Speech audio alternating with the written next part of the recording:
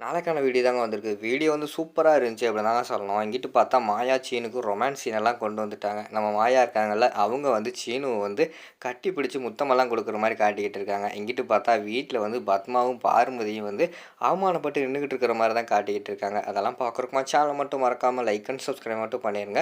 First எடுத்த உடனேயுமே வீட்டுக்கு வந்து மாயா, சீனு வந்து ஹேண்ட் கப்போட வந்துடுறாங்கல்ல. என்னடா இது கொடுமை அப்படின்னு கேட்டவுடனேயும், அவங்க வந்து உண்மைய சொல்லிடுறாங்க. அங்க வந்து விழா நடத்துனாங்க. அங்க பார்த்துக்கிட்டோம்னா சாவி தொலைஞ்சு போயிடுச்சுன்ட்டாங்க. நாளைக்கு வந்து அந்த சாவி கிடச்சிரும்னு சொல்லியிருக்காங்க அப்படின்னு சொல்லிட்டு அவங்க வந்து போயிடுறாங்கல்ல. அவங்க போன பிறகு பார்த்தா, இங்கிட்டு பார்த்தா பத்மா, பார்வதிய தான் காட்டுறாங்க. "ஐயய்யோ! அண்ணி என்ன அண்ணி நம்ம உடம்பு பூரா சாக்கடையா இருக்கு. இப்போ எப்படி வீட்டுக்கு போறது? வீட்ல போனா என்ன நெனைப்பாங்க?" அப்படிங்கிற மாரி சொல்லிக்கிட்டு இருக்காங்க. "ஏய் இந்த ட்ரெஸ்ஸ முதல்ல கழட்டி போடு. அதிகமான சாக்கடை வந்து இந்த ட்ரெஸ்ஸு மேல தானே இருக்கு. இத கழட்டி போட்டா ஓரளவு பரவால்ல. நல்லா தான் இருக்கும்னு நெனைக்கேன்." அப்படிங்கிற மாரி சொல்றாங்க. "ஐயோ! அண்ணி அத கழட்டினாலும் நாத்தம் தாங்க முடியல என்னால. வீட்டுக்குள்ள போனா நம்மள பார்த்து என்னலாம் சொல்ல போகிறாங்கன்னு தெரியல. கேட்டாங்கன்னா என்ன சொல்கிறது அப்படிங்கிற மாதிரி சொல்லிக்கிட்டு இருக்காங்க. ஏய் விடுடி, ஆள் இல்லாத நேரம் பார்த்து போவோம். அவங்க இருந்தாலும் ஏதாவது சொல்லி சமாளிச்சிருவோம். சாக்கடையில் விழுந்துட்டோம், வர்ற வழியில் கால் தவறி விழுந்துட்டோம், அப்படி இப்படின்னு சொல்லிடுவோண்டி அப்படின்னு சொல்லிட்டு அவங்க 2 பேருமே வீட்டுக்கு வர மாரி தான் காட்டுறாங்க. கரெக்டாக வீட்டில் பார்த்தா எல்லாருமே அந்த நேரத்தில் இருக்காங்க. இவங்க 2 பேர் வந்து சாக்கடையில் விழுந்து ஒரு மாரி குப்பை மாரி வராங்களா, அதை பார்த்தோன்னே விழுந்து விழுந்து சிரிக்க ஆரம்பிச்சிடுறாங்க. "இது என்னடி கோலம்? இப்படி வந்திருக்கீங்க?" அப்படின்னு சொல்லிட்டு அங்கிட்டு சிவராமந்தன் கேட்குறாங்க. உடனே மணியும் கேட்காரு. "ஏய் என்னாச்சுடி உனக்கு? எதுக்கு இப்படி வந்திருக்க? ஏய் பத்மா என்ன எங்கேயும் போய் சில்லறை எடுத்துட்டு வந்துட்டியா?" அப்படிங்கிற மாதிரி சொல்லி கிண்டல்லாம் பண்ண ஆரம்பிச்சிடுறாங்க. அவங்க பக்கத்தில் வந்தோடனே பார்த்தா எல்லாத்துக்குமே நாத்தம் எடுக்க ஆரம்பிச்சிடுது. மூக்கை பொத்திடுறாங்க. "ஏய் என்ன நீங்கள் பக்கத்தில் வந்தாலும் இப்படி நாறுது, என்னதான் பண்ணீங்க?" அப்படின்னு சொல்லிட்டு வீட்டில் உள்ள எல்லாருமே கேட்க ஆரம்பிச்சிடுறாங்க.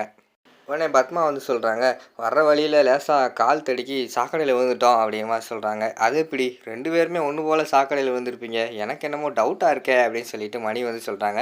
"ஏங்க என்ன சொன்னாலுமே நம்பக்கூடாது அப்படின்னு சொல்லிட்டு நான் சொல்கிறத நம்ப மாட்டீங்களாங்க?" அப்படிங்கிற மாதிரி சொல்கிறாங்க. "அப்படியெல்லாம் இல்லை, எனக்கு டவுட்டாக இருக்குது." அப்படிங்கிற மாதிரி சொல்கிறாங்க. "சரி சரி விடுங்க, நீங்கள் போய் ஃபஸ்ட்டு குளிங்க, சாக்கடையில் வந்துட்டீங்கல்ல, போய் ஃபஸ்ட்டு குளிச்சுட்டு வாங்க." அப்படின்னு சொல்லிட்டு ஜானகி வந்து சொல்கிற மாதிரி தான் காட்டுறாங்க. சரின்னு சொல்லிட்டு அவங்க 2 பேரும் குளிக்க போயிடுறாங்க. இங்கிட்டு பார்த்தா நம்ம சீனு மாயாவை தான் காட்டுறாங்க. இங்கிட்டு நம்ம மாயா வந்து இழுக்கிற இழுப்புக்கெல்லாம் சீனு வந்து வந்துக்கிட்டு இருக்கிற மாதிரி காட்டுறாங்க. சாப்பிட போனாலும் அவரும் சேர்ந்து கூடயே வராரு.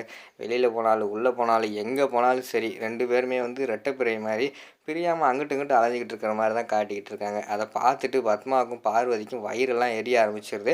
"பார்த்தீங்களா நீ இதான் சாக்குன்னு சொல்லிட்டு அவ வேணும்னே சீனுவை வந்து ரொம்ப ஒட்டி உறவாடி பழகிக்கிட்டு இருக்கா." அப்படிங்கிற மாதிரி சொல்கிறாங்க. "நானும் பார்த்துட்டு தான் இருக்கேன், என்ன பண்ணுறது? இவங்க அந்த போட்டிக்கு போயிட்டு வந்ததுலேருந்து கொஞ்சம் நெருக்கமாயிட்டாங்க. இனிமேல் இவங்க 2 பேர்த்த தனியாக எங்கேயுமே அனுப்பக்கூடாது. இவங்கள வந்து கண்காணிச்சுக்கிட்டே இருக்கணும்." அப்படிங்கிற மாதிரி சொல்லிட்டு அவங்க 2 பேரும் பிளான் போடுற மாதிரி தான் காட்டுறாங்க. உடனே பார்வதி வந்து சொல்கிறாங்க, "அண்ணி இத்தனை பேர் முன்னாடி பகல்லே இப்படியெல்லாம் பண்ணிக்கிட்டு இருக்காளே, நைட்டு யாருமே இருக்க மாட்டாங்க, தனி ரூமுக்குள்ளே என்னென்னலாம் செய்வாளோ." அப்படிங்கிற மாதிரி சொல்லிகிட்டு இருக்காங்க. "இன்றைக்கி நமக்கு தூக்கம் போனாலும் பரவாயில்ல, இவங்க 2 பேர்த்த வந்து ஒன்று சேர விடக்கூடாது." அப்படின்னு சொல்லிட்டு அவங்க 2 பேர் வந்து அதிரடியாக முடிவு எடுத்துட்டாங்க. இங்கிட்டு பார்த்தா நைட்டு ஆயிடுச்சு. நம்ம மாயா இருக்காங்கல்ல, மாயா வந்து பெட்லேயே இருக்காங்க. சீனு வந்து என்ன பண்ணுறதுன்னு தெரியாமல் முழிச்சுக்கிட்டு இருக்காங்க. "நான் கீழே போய் படுக்க போகிறேன்." அப்படிங்கிற மாதிரி சொல்கிறாங்க. "நீ கீழே போய் படுத்தா நானும் கீழே தான் வந்து படுக்கணும்." அப்படின்னு சொல்லிட்டு மாயா வந்து சொன்னோன்னே, "ஏன் எதுக்கு?" அப்படின்னு சொல்லி கேட்குறாங்க. அவர் வந்து கப் இருந்ததே மறந்துடுறாரு. "ஆமாம் 2 பேர் கையிலையுமே வந்து ஹேண்ட் கப் இருக்குது, என்ன பண்ணுறது? நீயும் பேசாமல் வந்து இங்கே வந்து பெட்லேயே படு." அப்படிங்கிற மாதிரி சொல்கிறாங்க. "அதெல்லாம் முடியாது, அதெல்லாம் நடக்க வாய்ப்பே கிடையாது, நான் கீழே தான் படுப்பேன்." அப்படிங்கிற மாதிரி சொல்லிக்கிட்டு இருக்காங்க. "எனக்கு என்ன, அப்போ நீ கீழேயே படு, நான் மேலே போய் படுக்க போகிறேன்." அப்படி சொல்லிட்டு கையை பிடிச்சி இழுக்காங்க. அந்த இடத்துல வந்து நம்ம மாயா வந்து லேசாக தடுமாறிடுறாங்க. தடுமாறி அப்படியே போய் சீனு மேலேயே விழுந்துடுறாங்க.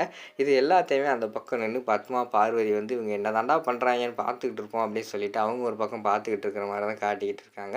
டக்குன்னு பார்த்தா நம்ம மாயா இதான் சாக்குன்ட்டு சீனுவோட கன்னத்துலலாம் முத்தம் கொடுக்க ஆரம்பிச்சிடுறாங்க. அதை பார்த்தோன்னே அவங்களுக்கு என்ன பண்ணுறதுனே தெரில. கண்ணு வெளியெல்லாம் அப்படியே வெளியில் வந்துருச்சு நம்ம பத்மாக்கெல்லாம். ஷாக் ஆகி பார்த்துக்கிட்டு இருக்காங்க. என்னடா இவங்க இப்படியெல்லாம் பண்ண ஆரம்பிச்சுட்டாங்க. போகிற போக்க பார்த்தா இவங்க வந்து ஃபர்ஸ்ட் நைட்டே முடிச்சுருவாங்க போலயே அப்படின்னு சொல்லி பயத்தில், "ஏய் ஏய் என்ன பண்ணிக்கிட்டு இருக்க?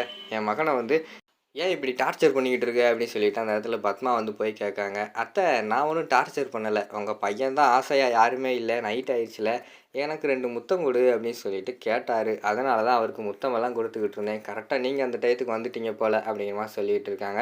"ஏய் ஏய் என்ன பொய் சொல்கிறியா? நான் பார்த்துட்டு தான் வரேன், என்ன நடந்துச்சு ஏது நடந்துச்சுன்னு. நீ தான் தேவையில்லாமல் அவன் கன்னத்தில் போய் முத்தம் கொடுத்துக்கிட்டு இருக்க." அப்படிங்கிற மாதிரி சொல்கிறாங்க. "என்னத்த இப்படி புருஷன் பொண்டாட்டி தனியாக இருக்கும்போது அதெல்லாம் பார்க்கலாமா? அதெல்லாம் தப்பு இல்லையா?" அப்படி சொல்லி கிண்டல் பண்ணிக்கிட்டு இருக்காங்க. "யார் நீங்கள் புருஷன் பொண்டாட்டியா? என் பையன் வந்து உன்னை பொண்டாட்டியாக வந்து ஏற்றுக்கிறவே மாட்டான்." அப்படிங்கிற மாதிரி வந்து பத்மா வந்து சொல்கிறாங்க. "பாருங்கள் கூடிய சீக்கிரத்தில் உங்கள் பையனே வந்து அவர் வாயாலேயே என்னைய வந்து பொண்டாட்டின்னு சொல்ல வைப்பேன் அப்படின்னு சொல்லிட்டு அந்த இடத்துல பத்மா கிட்ட வந்து சவால் விடுற மாதிரி தான் காட்டுறாங்க. அதோட பார்த்துக்கிட்டிங்கன்னா அந்த எபிசோடு வந்து முடிச்சிடுறாங்க.